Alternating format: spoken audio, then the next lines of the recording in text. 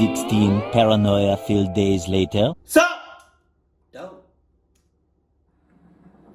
Not the Walgreens. God damn, Walgreens. I didn't even go to Walgreens. There's a Walgreens on the corner, less than a mile from where I live. You know what I realized? Nighttime Scoops has a horror story for almost every situation. Like every spot. Oh God. And he's consistent with it. That's why I like him. He real nice with it. I go there occasionally, but not a whole lot. I'm able to walk there because of the short distance, which is pretty nice. Plus, it's open really late. Most of the time that I go there, it is later at night. I have a car, but the Walgreens is just so close that when I go there, I usually walk. I guarantee you, after today, you're going to be driving everywhere, no matter how close. You might drive to your mailbox. Just saying. All I really have to do is walk down the sidewalk and then cross a busy street. A few months ago, it was fairly late at night, and I wanted to get some snacks. This is the main reason for going there when I do. I knew that the easiest place to go would be the Walgreens, so I left my apartment and began walking there. It was a quiet night and took maybe 5 minutes to walk. After crossing the busy street, which wasn't that busy anymore at this hour, I passed by a man who was just sort of standing on the corner. He was the only person I saw out, and after passing him, I was in the Walgreens parking lot. When I got inside the store, it was really quiet. There was only one other customer inside that I noticed, shopping near the makeup section, and then the cashier. I went to the snacks and found some. Then I headed to the front and checked out. I spent maybe 5 minutes in the store, give or take. After checking out, I left the Walgreens to walk back home. When I got to the busy street again to cross, the guy who had been standing around there was still there. I had to wait for the crosswalk to turn green, and in the moments I was just standing there, I felt like the guy was staring at me. It just felt awkward, so I glanced over and said, "How's it going?" The guy didn't say anything back to me though. Then the light finally turned and I crossed the street. But when I did, the other guy started crossing as well. He was walking in. I know I got this somewhere. I know I got it saved somewhere. You ever notice somebody staring at you and then you stare at them back? This is what he should have on some cluck shit. This is what he should have done. If he was a cluck ass, he should have noticed him staring at him and then stared at him back. Sort of like this.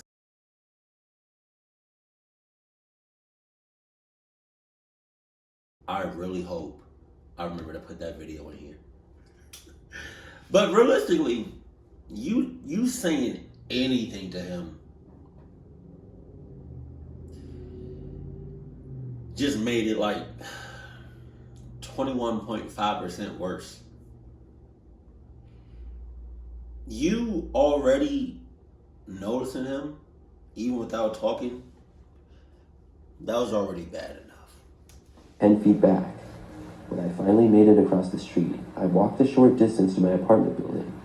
The guy remained behind me the entire time. Wow. Was he planning to just keep following me inside? I didn't think that he lived there because I had never seen him before. But then again, maybe he did. I made it to the front door and opened it. I didn't want to unlock the next door leading inside, so I stopped and bent over to retie my shoe. This way, if the guy did live there, he could just walk right past me and scan in with his key. But he didn't do that. He just stopped right inside the door behind me and kind of stood there. I just had a bad feeling about the guy for some reason. I stood back up and I asked the guy if he lived there. He told me yes. I didn't really know what to do then, so I just unlocked the door and went inside. I did not hold it open for him, but he was able to grab it before it closed and get in. Then I walked to the elevator, but thankfully the man did not go in the elevator with me and instead walked past. That's enough! That's way more than enough. This is like you working in a marketplace that has 20 different other stores and businesses right within one space. But you work at a particular, a particular store, right? And you notice that, you have a stalker and they don't follow you into the restaurant. But they know where you work at. Come on, James. I don't know why I said James. When the elevator got to my floor, which was the second floor, I got off. When I did, I looked to the end of the hallway. Damn, nice as shit. Yo, these living arrangements, nice as shit. My room was the second from the last one on the end. I saw the man disappearing behind the closing door leading to the stairs. Okay. I didn't know what he was up to, but it seemed really weird. I walked down the hallway to my door and went inside. Once I had made it in, I felt much better, but I had still let that guy into the building, and I didn't know what he was doing. I opened my door back up and looked down both sides of the hallway. But when I looked to the left, where the door to the stairs were, I saw the guy again. He was standing right outside of my next-door neighbor's door. When the guy saw me, he once again walked to the staircase and opened the door to it. My next-door neighbor was a woman who was really nice, and we were friendly with each other. So much so that I actually had her phone number, and we would occasionally chat in the hallway and such. I decided to call her and let her know about the guy. I told her I accidentally let somebody in the building who told me he lived there, and now he was standing around near her door. Oh! His neighbor talking about, oh, you talking about Adam. Oh, he does that. Yeah. He been doing that for at least like maybe like 7 months. He been doing that. Just following people and whatnot. I invite him in. I invite him in one day, just for some dinner. He almost clucked me up, but I got his ass. But now we on cool terms. You know what I mean? Nowadays he doesn't come to my house, like my place specifically. But he do be following people and like, I talk to him occasionally. You feel me? Like, he not a bad guy. Once you get past all the cluck shit that he be doing. But, yeah. Whole time you talking to me that you know this mother clucking, he been doing this for 6 or 7 months. I'm going to cluck him up, and I'm going to cluck you up. And I'm going to cluck the landlord up. And the mayor. Yeah. About 5 minutes after getting off the phone with her, I heard some shouting coming from down the hall. I opened the door to once again see the guy walking into the stairwell area. About 10 minutes after this, I noticed flashing police lights outside. I called my neighbor to ask if she was all right, and she told me yes, and she actually had known the man, but she didn't really give me any other details. Not the clutch, is it cahoots?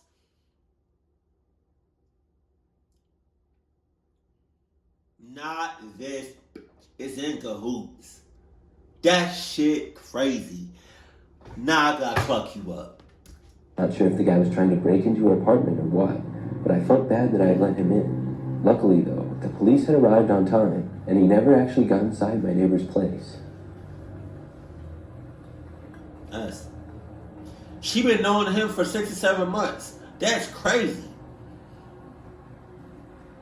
I'm a female, and I worked at Walgreens 4 years ago. The job I liked, but the hours not so much. We were open 24 hours, and after working there for a couple of months... Any place that's 24 hours is a cluck-ass job. I don't care where you work, 24 hours.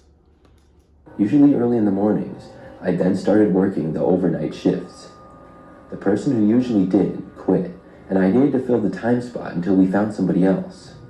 I knew that it was temporary, so that was nice, but I still didn't like being up in the middle of the night like that. I would also often be by myself for several hours because at our location we were short-staffed, and we also didn't get too many customers overnight. One night, I was working in the wee hours of the morning, or the very late hours at night, however you want to look at it. It was probably 2 a.m., and I was all by myself. We had gotten a customer shortly after 1 a.m., but he had long since left. To fill the time, I would do little tasks like organizing things, sweeping and cleaning areas, or just sitting behind the counter and going on my phone. That's what I was doing when the phone rang. It wasn't my phone, but the store phone. We had several store phones, and one of them was behind the counter that I was at. I picked it up and answered. When I listened to the other end, I heard a man's voice whispering. The first thing he said was that he was inside the store and was hiding. Immediately, I thought it was a prank call. It was a little annoying, but I didn't mind it too much. Immediately, I got the cluck out of there and never looked back. and I sued Walgreens for $80 million for my time of suffering. Things got a little boring overnight after all. I asked the guy where he was hiding, and he told me that he wasn't going to say, but that I should come and find him. What? I was about 99% sure that nobody was in the store because I had been all around it organizing things. Who got time for hide and seek? Who got time for Marco Polo? Who got time for chess? Knick, knack, paddywhack, give a pluck a bone. And I remembered the last customer who had been there. I told the man okay, and then we ended the call.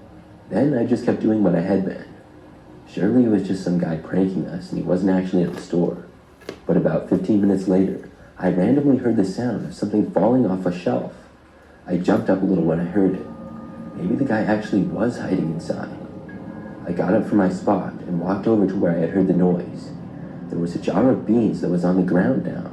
Beans! I picked it up and put it back on the shelf. Beans! I knew that this couldn't have fallen on its own. So after that, I walked all around the store looking carefully for the guy. However, I didn't see him anywhere. It was really strange, but I just went back to work after that. For the next hour or so, I didn't hear any more strange noises, and I didn't see anybody else either. I did get 2 customers over the next hour though. Both of them seemed normal and didn't spend too much time in the store. They pretty much just got an item or two and then left. Things became pretty quiet again, and I had to use the restroom. Using the restroom when working by myself was always a risk, but I would try to make it as quick as possible. If a customer entered the store, it would usually take them at least a minute or so before they were ready to check out. I left the counter and walked to the bathrooms, which were on the side of the store near the back. He in the They were bathroom. in a little hallway. I entered the women's restroom. The light was off, and as soon as it turned on, there was a random man standing in there facing me. I jumped back after seeing him. When I did, he started laughing this creepy laugh. Then he whispered, "Remember me?" I turned around and ran out of the bathroom. After I gathered myself, I yelled to the man that he better leave now before I call the police. Then I got as far away from him as I could. I didn't see the guy for the next few minutes, but when another customer came in, I finally went back to the area. The guy was now gone, and I figured that he left out the back exit door that was at the end of the hallway. After that night, I only worked overnights for 2 more weeks, and I'm happy to say that nothing like that happened again. 2 more weeks? You got 2 more hours with me. If that, 2 minutes. About a month ago, I pulled up to a Walgreens pretty late at night. I would say it was just after 11 p.m. I had just gotten off of work, and I was really tired, but also hungry and dehydrated. My plan was to get a Gatorade or a Powerade at the Walgreens because it was right on my way home, and I was pretty sure they were open late. When I pulled into the parking lot, though, I didn't see any other cars in the whole place. I parked along the side of the building and then pulled out my phone to check and see if they were actually still open. As I was doing so, I noticed a car pulling in rather quickly right into the spot next to mine. Wow. It looked to be an older black BMW with tinted windows. I then focused my attention back to my phone. I saw that the Walgreens was in fact still open, and they closed at 12. Then I turned off my engine and got out of my car. As I was walking inside, I heard whoever had parked next to me get out of their car as well. I walked inside and went to find a Gatorade. I was hungry and went through a few other aisles as well, just looking around. But every aisle that I went down, the same guy who parked next to me seemed to go down also. He would just stand at the far end. To test things, I went to a complete opposite end of the store. Within 30 seconds, the man was there at the end of the aisle. I was kind of weirded out, so I just paid for my Gatorade and left. After I had purchased my item, I noticed the guy who had been in the store left right after me and didn't even buy anything. Now I knew this guy was up to something, and he was following me intentionally for some reason. However, He doing all that, and you just now saying, you know, he up to something, or you think he up to something. It wasn't the fact that it was late at night, no other cars in the parking lot, and he parked right next to you. That's what you should have known. I didn't want to confront him. He was much bigger than I was, and I just didn't think it would be a good idea. I walked quickly back outside into my car. Thankfully, I was able to get inside safely, and I locked the doors immediately after getting in. The man got back inside his car, which was parked next to mine. I started my engine, and he started his. Wow. I was hoping that he would drive away, and I just sat inside my car in the parking lot waiting. However, he didn't move either. We both sat there for probably about 5 minutes. Then he started revving his engine loudly. I didn't know what this guy's problem was. I had a feeling he was going to try to follow me when I drove away. I wasn't sure what to do until I got an idea. I had heard somewhere before that when you're being followed in a car to drive to a local police station. Yes. As I was in my car, I looked up the nearest one and then got directions. Yes. Then I pulled out of the parking lot. When I did, sure enough, he followed me. It took maybe 10 minutes to get to the police station, and I was followed the entire ways. But magically, as soon as I pulled into the police station, the car kept on driving down the street. I went inside and told an officer about what had happened, but unfortunately, I never got the license plate of the car. I got a question.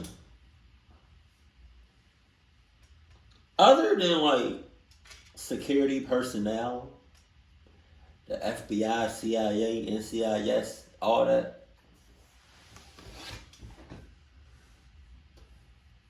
can you get somebody's license plate and get their personal information from that? Or no? Probably not. I would hope not.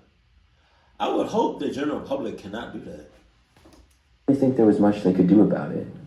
After that, I went home. Hopefully, I never see that guy again. Yes, that's cap. That's cap. That's cap.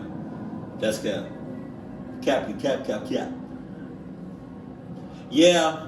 Anything, any place, regardless of the business, any place that's open 24 hours a day, it has to be clubbed. Has to be. Jesus. And with that one girl, she was working at Walgreens. Got the phone call talking about, I'm in here hiding. Look for me. I would have just left. I would have left at that point. Club everything. Club everything. No job is worth your life. Damn sure not. Walgreens. Jesus. You got all that. Keep it cool. Keep it classy. And I love you. Stay happy. My family.